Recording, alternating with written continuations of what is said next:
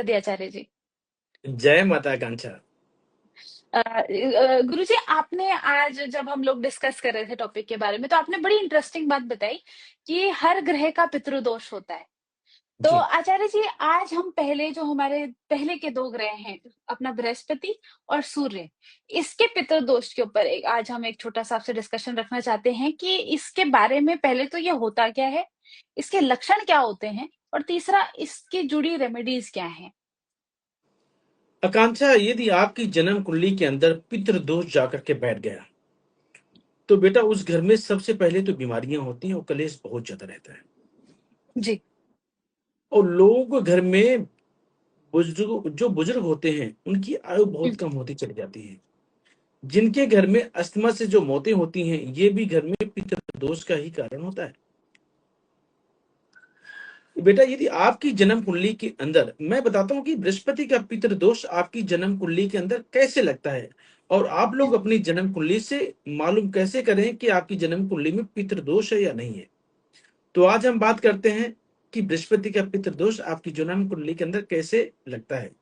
यदि आपकी जी। जन्म कुंडली के अंदर शुक्र देव, बुध और राहु, ये तीनों ग्रह, शुक्र बुध और राहु, ये बेटा दूसरे घर में, जन्म कुंडली के 5वें घर में, 9वें घर में, 11वें घर में या 12वें घर में जाकर के बैठ गए तो बेटा आपको ये मान लेना चाहिए कि आपकी जन्म कुंडली के अंदर बृहस्पति का पितृदोष है, तो ये कंफर्म है। तुम्हारे घर में यदि पितृदोष लगा है तो तुम्हारा बेटा कितना भी काबिल क्यों नहीं है, लेकिन बेटा पढ़ाई लिखाई में उसका मन बिल्कुल भी नहीं लगेगा। ऐसे लोग बेटा क्या होता है, बड़ों का अपमान करना, जिससे कि बहुत से अपने घरों में बेटा बच्चे देखे होंगे जिनकी कुंडली में पितृदोष होता है, उनके बच्चे अपने पिता को जवाब देते हैं,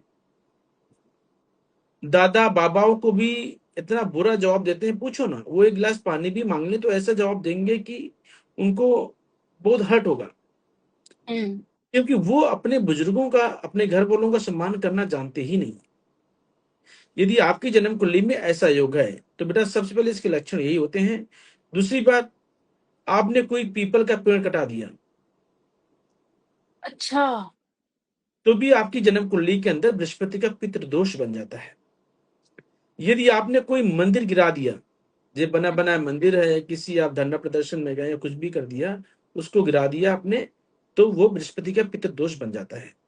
यदि अपने कुल पुरोहित जो आचार्य होते हैं, पंडित जो होते हैं, उनको बार बार आपने चेंज किया, तब भी आपकी जन्म कुंडली के अंदर बृहस्पति देव खराब होते हैं और पितृदोष जाकर के बन जाता है।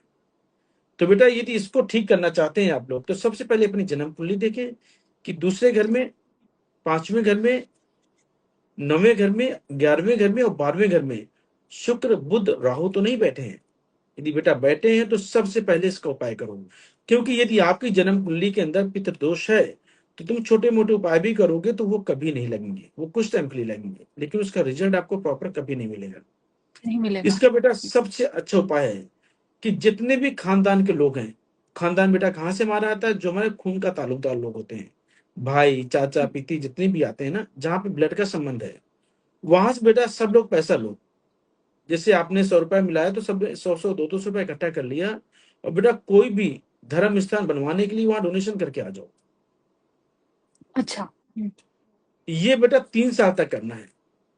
जो भी आपका बजट हो, सब लोग बस सेम पैसा मिलाना है ये, या फिर कोई डोनेशन, या फिर अपने जो कुल पुरोहित पंडित जी हैं उनको देकर के दान करके आप आ जाओ, या कोई मंदिर वगैरह बनता है उसकी कोई सफाई के लिए या कुछ बनाने के लिए, कोई टाइल्स पत्थर लगाने के लिए कुछ भी दे दो आप। ये बेटा धर्म स्थान में तुमने 3 साल तक डोनेशन कर दिया तो आपकी जन्म कुंडली के अंदर आपके जो बृहस्पति का पितृ दोष जो लगा, ये हमेशा के लिए समाप्त हो जाएगा।